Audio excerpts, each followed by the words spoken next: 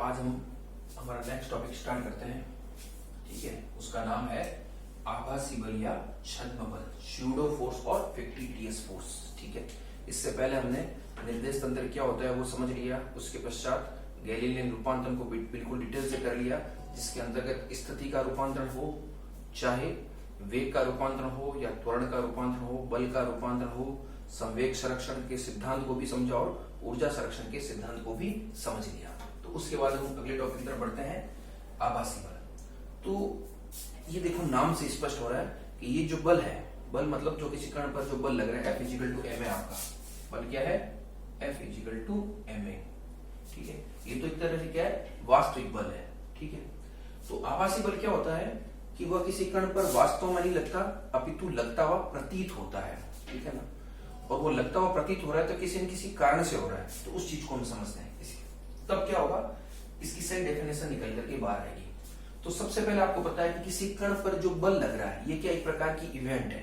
ठीक है ना, कोई कण है, उस कण पर आप कितना बल कार्य कर रहा है। ठीक है ना, तो उसकी अगर आप गणना करोगे तो वो एक इवेंट हो जाएगी। उसकी गणना कैसे करोगे? उसकी गणना करने के लिए आपको क्या चाहिए? पहले तो एक फ्रेम ऑफ रेफरेंस चाहिए, क्योंकि F equal to M A, किस फ्रेम ऑफ रेफरेंस में आप इस फोर्स को, उस पार्टिकल पर जो फोर्स लग रहा है उसका कैलकुलेशन कर रहे हो। तो जैसे मान लीजिए फ्रेम S है और ये कोई कण है, तो इस फ्रेम ऑफ रेफरेंस से इस कण पर लगने वाला बल आपके क्या हो जाएगा? F equal to M A. ये तो क्या कहलाता है? वास्तविक बल कहलाता है। क्या कहलाता है? वास्तविक बल, वास्तविक बल, रियल फोर्स। ठीक है, रियल फोर्स। अब कभी कभी क्या होता है कि जो आपका निर्देश तंत्र है वो खुद क्या होता है, मोशन में होता है। हालांकि जड़त्वीय निर्देश तंत्र में हमने पढ़ा था कि आपका जो निर्देश तंत्र S है वो स्थिर भी हो सकता है और नियत वेग v से गतिशील भी हो सकता है। ठीक है, तो गतिशील तो वहां भी था, लेकिन वह आभासी बल नहीं था। लेकिन यदि आपका ये निर्देश तंत्र त्वरित गति से, यानी उसमें एक्सीलरेशन हो, यानी उसका जो वेलोसिटी है, उसका जो वेग, या आपने जो बनाया था ना वेग v, ये v आपका, ये आपने क्या लिखा था? नियत। ये नियत नहीं होना चाहिए। जो आपका फ्रेम ऑफ रेफरेंस है वो क्या हो? एक्सीलरेटेड हो। तो उस स्थिति में क्या होता है कि जो आपका कण होगा, जिस कण पर आप बल का मान ज्ञात कर रहे हो F equal to M A के रूप में, उस कण पर एक F equal to M A तो लगेगा ही लगेगा, उसके अलावा एक अन्य प्रकार का बल भी लगता हुआ प्रतीत होगा। लेकिन वो लगेगा कब? जब आपका निर्देश तंत्र क्या हो? त्वरित गति से गतिशील हो। ठीक है ना, एक्सीलरेटेड मोशन हो, केवल तभी लगेगा, अदरवाइज नहीं लगेगा। तो अब इसकी हम डेफिनेशन बनाएं तो क्या बनेगी कि आभासी बल या छद्म बल किसी कण पर वास्तव में कार्य नहीं करते, अपितु निर्देश तंत्र की त्वरित गति के कारण कण पर लगते हुए प्रतीत होते हैं। ठीक है, शब्द आपको क्या याद रखना है? त्वरित गति, त्वरित गति। और मोर ब्रॉडली समझना होता है वैसे तो निर्देश तंत्र की त्वरित गति। तो जब निर्देश तंत्र त्वरित गति से गतिशील होगा तभी ये बल लगेंगे। ठीक है, तो ये डेफिनेशन होगी। फिर इस बल का जो मान होगा, उस बल के मान को निकालने के लिए हम देखते हैं, पहली बात तो बल है, तो बल का मान तो सिंपली क्या होता है हमेशा? F equal to M into A. अब ए होगा तो उसको हम क्या कह देंगे? अगर ये मान लो F, ये तो रियल था आपका, और ये क्या है? स्यूडो या फिक्टिटियस है, तो इसको मैं ऐसा लिख सकता हूं F आभासी। तो F आभासी का जो मान होगा वो क्या होगा? M A zero. जहां ए जीरो क्या है? ए जीरो है निर्देश तंत्र का एक्सीलरेशन। याद रखिए, ए जीरो क्या है? ए जीरो आपका क्या है?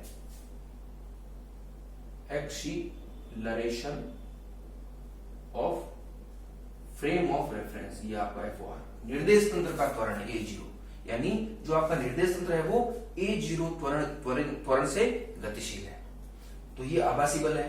तो अगर आपका निर्देश तंत्र इस तरह से है तो किसी कण पर आपके दो तरह के बल लगेंगे। जो F टोटल होगा आपका वो क्या हो जाएगा? वो होगा एक तो F रियल, रियल तो लगना ही लगना है, क्योंकि अगर m द्रव्यमान का कण है, उसका खुद का त्वरण a है, तो उस पर m a बल लगेगा। और दूसरा आपका F फिक्टिटियस, या F आभासी, F वास्तविक प्लस F आभासी। तो ये क्या है? ये F टोटल लग किस पर रहा है? कण पर लग रहा है, m द्रव्यमान के, और वो इन दो बलों का सम है। तो इसका मान तो आपको पता ही है, द्रव्यमान इंटू त्वरण होता है, और F फिक्टिटियस क्या हो जाएगा? द्रव्यमान इंटू जिस त्वरण से निर्देश तंत्र गति कर रहा है वो त्वरण। और इस बल की जो दिशा होती है वो दिशा क्या होती है हमेशा कि जिधर निर्देश तंत्र गति कर रहा है उसके ठीक विपरीत होती है। इस लाइन को आप याद कीजिए और नोट भी करना आराम से कि आभासी बल जो होता है उसकी दिशा सदैव जिस दिशा में निर्देश तंत्र गतिशील है उसके विपरीत होती है। अगर आपका निर्देश तंत्र ऊपर की तरफ है तो ये बल नीचे की तरफ लगेगा। अगर आपका निर्देश तंत्र दाएं तरफ गतिशील है तो ये बाएं तरफ लग जाएगा। अगर आपका निर्देश तंत्र नीचे की तरफ गतिशील है तो एफ आभासी ऊपर की तरफ लग जाएगा। मन वर्ड याद रखिए, डायरेक्शन जो होती है वो ऑपोजिट होती है किसके?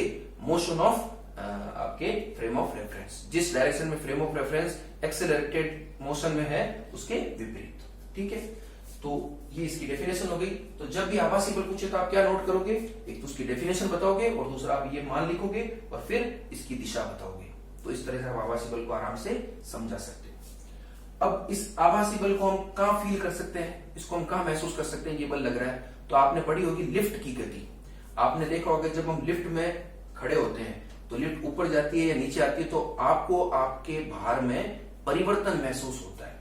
तो वो परिवर्तन इस आभासी बल के कारण ही होता है। अगर लिफ्ट रुकी हुई है और आप उसमें खड़े हो तो आपको अपना भार उतना ही महसूस होगा जितना आपका वास्तव में है। लेकिन अगर लिफ्ट गतिशील है तो आपको आपके भार में परिवर्तन होगा। कभी आपको हल्कापन लगेगा, कभी भारीपन लगेगा, कभी आप भारी लगोगे, कभी हल्के लगोगे। तो अब उसको हम देखते हैं। तो उससे आपका क्या होगा, ये आभासी बल का कॉन्सेप्ट और अच्छे से क्लियर हो जाएगा। ठीक है, तो अब हम अगला टॉपिक देख लेते हैं इसी के अंतर्गत, लिफ्ट की गति।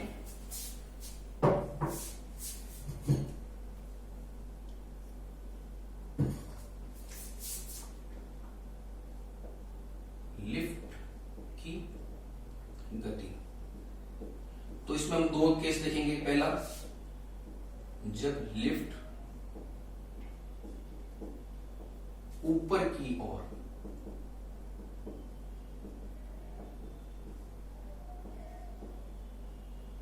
गतिशील हो। ठीक है, तो आप सिचुएशन कैसी हो जाएगी? मान लो ये लिफ्ट है, इसमें कोई एम द्रव्यमान की कोई वस्तु या कोई व्यक्ति खड़ा है और ये लिफ्ट किधर है? ऊपर की ओर चल रही है, a0 त्वरण से चल रही है। तो अब देखिए ये आपकी लिफ्ट है। तो अभी m द्रव्यमान का कोई कण है या कोई व्यक्ति खड़ा है तो आपको पता है हमेशा व्यक्ति का जो भार होता है वही उस पर लगने वाला बल होता है, m इंटू जी। आपका जो f क्या होता है? m इंटू जी। ये वास्तविक बल है, किसी कण पर लग रहा है तो इसकी दिशा तो हमेशा किधर होती है? नीचे की ओर होती है। ये mg क्या है? आपका f रियल है। ठीक है, ये तो आपको पता है m इंटू जी। और चूंकि ये जो आपका, और लिफ्ट क्या है? लिफ्ट एक निर्देश तंत्र है, क्योंकि आप लिफ्ट में खड़े होकर के तो मेजरमेंट कर रहे हो। देखो निर्देश तंत्र को आप समझिए, निर्देश तंत्र आपका, निर्देश तंत्र वह स्थान है जहां से खड़े होकर के आप किसी भी घटना को मेजरमेंट कर रहे हो। ठीक है, इस चीज में आप कंफ्यूजन मत होना। तो अभी इस सिचुएशन में आपका निर्देश तंत्र क्या है? लिफ्ट है, क्योंकि आप लिफ्ट में खड़े होकर के अपने भार को मेजरमेंट कर रहे हो। तो लिफ्ट निर्देश तंत्र है आपका, और लिफ्ट क्या है? खुद गतिशील है किसी a0 त्वरण से। तो निश्चित रूप से जब निर्देश तंत्र गतिशील होगा तो उस निर्देश तंत्र के सापेक्ष अगर आप किसी भी इवेंट का मेजरमेंट कर रहे हो तो उसमें वास्तविक बल के साथ साथ एक आभासी बल भी कार्यरत होगा। तो इस m द्रव्यमान के कण पर या m द्रव्यमान के व्यक्ति पर एक आभासी बल लगेगा और उसकी दिशा किधर होगी? हमने पहले ही देख लिया, उसकी दिशा होगी जिस दिशा में निर्देश तंत्र गतिशील है उसके विपरीत। तो आपके जो इधर f आभासी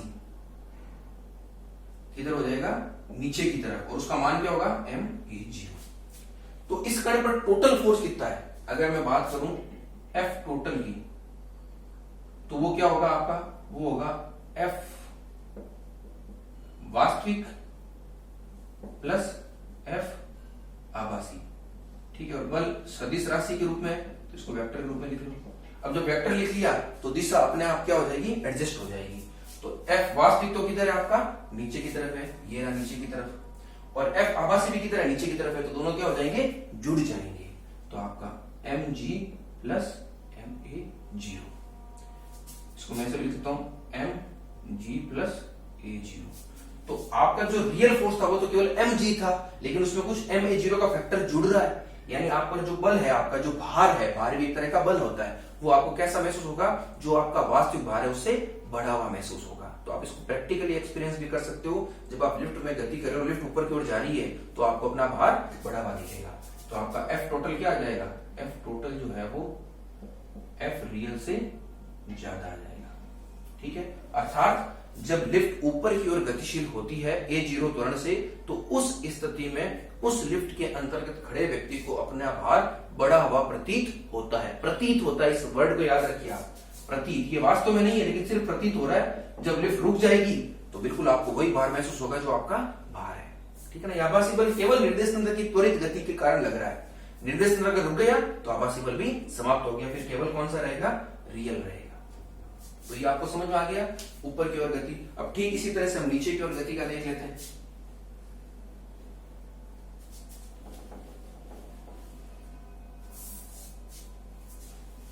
ये लीजिए, जब लिफ्ट नीचे की ओर गतिशील हो तो ये लीजिए, तो इस स्थिति में ये तो भार तो नीचे ही लग रहा है, और आपका जो एफ आभासी होगा वो किधर हो जाएगा, ऊपर की ओर हो जाएगा। एफ आभासी आपको ऊपर की ओर, ma0। तो वापस वही F total is equal to F real, चलो इसमें लिख देता हूं, वास्तविक प्लस एफ आभासी।